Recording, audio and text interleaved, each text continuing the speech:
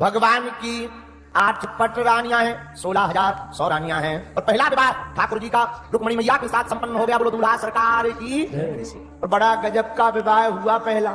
अब जरा दूसरा सुनो। एक राजा था, उसका नाम था सत्राजित।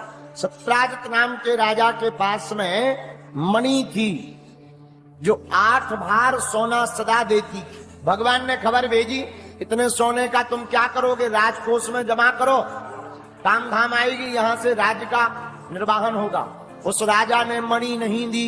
वह मणि उस राजा को, सत्राजित नाम के राजा को, तो सूर्य भगवान भुवन भास्कर से प्राप्त हुई थी। एक दिन राजा का भाई प्रसेन वह मणि पहन करके वन में गया। वहां शेर से सामना हो गया, सिंह से।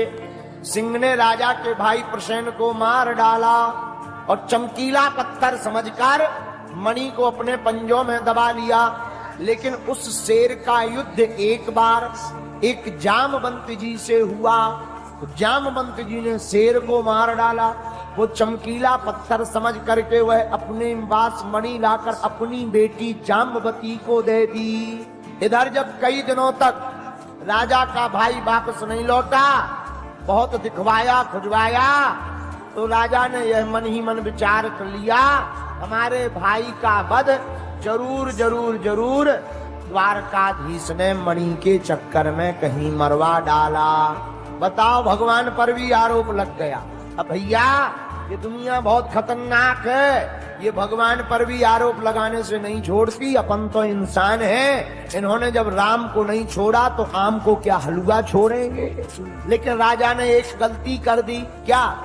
राजा ने सोचा तो, पर कोई प्रमाण नहीं था, पर अपनी पत्नी को बता दिया कि लगता है हमारे भाई का मर्डर द्वारकाधीश ने करवाया है, पर कोई प्रमाण नहीं है, तो तुम बोलना मत, किसी को मत बताना, और किसी भी बात का प्रचार करवाना हो तो स्त्रियों को एडवर्टाइजमेंट का ठेका दे दो। राजा सत्राजित ने अपनी पत्नी को बता दिया, सुनो, लगता है द्वारकाधीश ने हमारे भाई को मरवा दिया, पर तुम किसी को बताना मत, वरना प्रमाण मांगेंगे, हम प्रमाण नहीं दे पाएंगे। रानी बोली, चिंता मत करो। दूसरे दिन रानी मनहीन करके बैठी थी तो दासी आई। क्या बात, आप मन क्यों खिन्न किए? बोले कोई बात नहीं, बताना नहीं। नहीं बता, हम तो तुम्हारी दासी, हम कहीं बात बताते हैं? अरे हम तो तुम्हारी आत्मा है, हम तो तुम्हारी मित्र है, आप चिंता मत करो, हम कसम खा के करें, हमें बताओ क्या बात, हम निपटाएंगे। बोले अरे क्या बताएं, हमारे देवर का वध द्वारकाधीश ने करवा दिया। दासी ने अपने पति को बताया, पति ने दूसरे को बताया, धीरे धीरे पूरे नगर में हल्ला हो गया, भगवान के ऊपर आरोप लग गया। भगवान ने सोचा हमारे ऊपर आरोप, भगवान स्वयं राजा के भाई का मर्डर का पता करने गए, वन में गए। और वन में जाकर भगवान ने देखा एक जगह घोड़ा मरा पड़ा है, इंसानों की हड्डियां पड़ी हैं। समझ गए ये राजा का भाई का शव है, पर इसे किसने मारा? थोड़ा आगे बढ़े तो शेर पड़ा था। अरे शेर ने मारा, पर शेर को किसने मारा? तो पैर बने हुए निशानों से द्वारा जामवंत जी की गुफा में भगवान कृष्ण पहुंच गए। वही जामवंत जी जो राम अवतार में राम जी के साथ में थे, ये वही जामवंत जी हैं। उनकी गुफा में पहुंच गए। जाम्बवती मणि लेकर खेल रही थी, इतने में जामवंत जी आ गए। भगवान का जामवंत का फाइटिंग युद्ध होने लगा, क्योंकि बिना बताए क्यों हमारी गुफा में आ गए हो। 28 दिन तक युद्ध चला महाराज, ना जामवंत जी हारे हो, भगवान तो हारने वाले नहीं है। मुक्का मार मार के भगवान ने जामवंत जी की नट बोल्ट ढीले कर दिए। 28वें दिन जब भगवान ने 360 डिग्री का मुक्का बनाया, सोई जामवंत जी हाथ जोड़ के बोले, महाराज अब हम पहचान गए, राम ही घनश्याम बन करके आए हैं। भगवान बोले, मुक्का में अब पहचान पाए?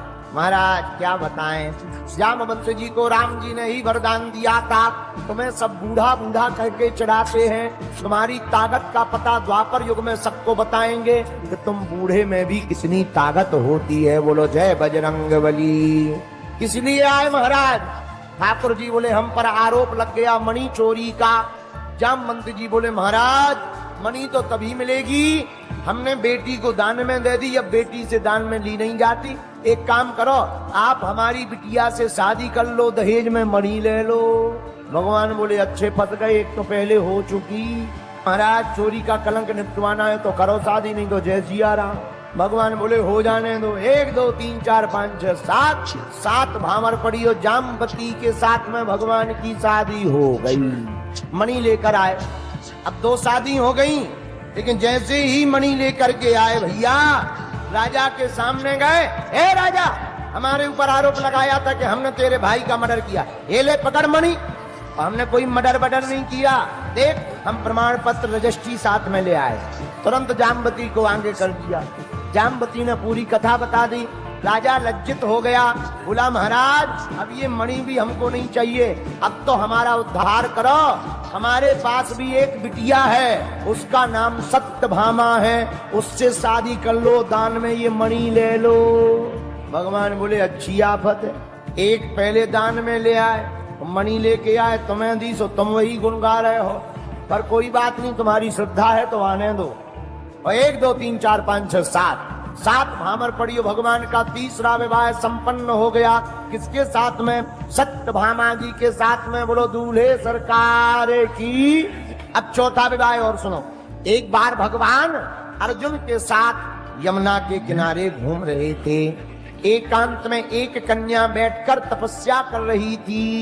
भगवान अर्जुन से बोले अर्जुन जाओ पूछ के आओ ये किसकी तपस्या और क्यों कर रही है। अर्जुन जी गए, राम राम देवी जी। हाँ राम राम महाराज। कौन हो? अरे महाराज मेरा नाम कालिंदी है, मैं सविता की दुहिता हूं, मेरा नाम कालिंदी है। क्या कर रही हो? तपस्या। किसके लिए? भगवान द्वारकाधीश को पति के रूप में पाना चाहते हैं। अर्जुन जी बोले तपस्या पूरी हो गई और दूल्हे राजा पीछे खड़े हैं। भगवान बोले अर्जुन जी क्या हुआ? अर्जुन जी बोले कुछ नहीं, एक और। हुआ कुछ नहीं, एक और। भगवान बोले क्या? अरे बोलो तपई कर रही वो तुम्हारे लिए। भगवान बोले आने दो, श्रद्धा है तो आने दो। और 1 2 3 4 5 6 7 भावर पड़ी। भगवान का चौथा विवाह संपन्न कालिंदी के साथ हो गया। बोलो दूल्हा सरकार की। अब भैया 5वां सुन लो। उज्जैन देश के राजा थे, उज्जैन के। उनका नाम था, 2 भाई थे, बिंदु और अरविंद, दोनों भाई थे। इनकी एक बहन थी जिसका नाम था मित्रविंदा। दोनों भाई राजनीति में फायदा लेने के लिए अपनी बहन का विवाह दुर्योधन से करवाना चाहते। स्वयंवर रखा, बहन के कान में कह दिया सुनो दुर्योधन आएगा, गले में माला दुर्योधन के डाल देना। मित्रविंदा तो ठाकुर जी के नाम की माला जप रही थी। स्वयंवर हुआ, दुर्योधन आया, उनकी तरफ नहीं देखा। द्वारकाधीश भी आए, उनके ही गले में माला को डाल दिया। भगवान बोले जब माला डल गई अब कोई बात नहीं, श्रद्धा है तुम्हारी तो आने दो। 1 2 3 4 5 6 7 भामर पड़ी। भगवान का यह 5वां विवाह संपन्न हो गया। बोलो दूल्हे सरकार की। अब जरा 6वां और सुन लो। कौशल नरेश थे, इनका नाम था नग्नज। इनकी बेटी थी सत्या देवी। राजा ने प्रण लिया कि हमारे पास 7 बैल हैं और जो हमारे 7 बैलों को एक रस्सी में बांध देगा बिना कुटे पिटे, उस वीर के साथ हम अपनी बेटी सुंदरी सत्या देवी का विवाह करेंगे। बड़े बड़े योद्धा गए, काऊ को पेट फट गओ, काऊ को हाथ टूट गओ, काऊ के सींग लग गए। भगवान को पता लगा कि ये काम नहीं हो रहा। भगवान बोले हो जाएगा। लोगों ने खबर दी, भगवान पहुंच गए और देखते ही देखते एक क्षण में भगवान ने 7 रूप बनाए, कोई देख नहीं पाया। और एक क्षण में रस्सी बांधकर बैलों को नाथ दिया। राजा बोले महाराज तुम्हारे जैसा कोई वीर नहीं है। भगवान बोले गिफ्ट आने दो। और 1 2 3 4 5 6 7 भावर पड़ी। और ठाकुर जी का यह 6वां विवाह भी संपन्न हो गया। बोलो दूल्हा सरकार की। अब जरा 7वां सुनो। वसुदेव जी की छोटी बहन थी श्रुतकीर्ति, भगवान से बड़ा प्रेम करती थी। अब भगवान के चरणों में सदा जुड़ी रहना चाहती थी। क्या उपाय है कि भगवान से जुड़े रहें? उन्होंने मन में विचार किया कि प्रगाढ़ संबंध बनाए रखने के लिए हम अपनी बेटी का विवाह ठाकुर जी के साथ कर देंगे। उनकी एक बेटी जिसका नाम भद्रा के विवाह का संबंध लेकर गई। सरकार, आपके चरणों में हमें प्रीति बनाए रखना है, आपसे प्रगाढ़ संबंध बनाए रखना है, आप भूले ना, आपसे नाता जुड़ जाए। आप एक काम करो, हमारी बिटिया है भद्रा, उसको स्वीकार कर लो। भगवान ने कहा जो आज्ञा।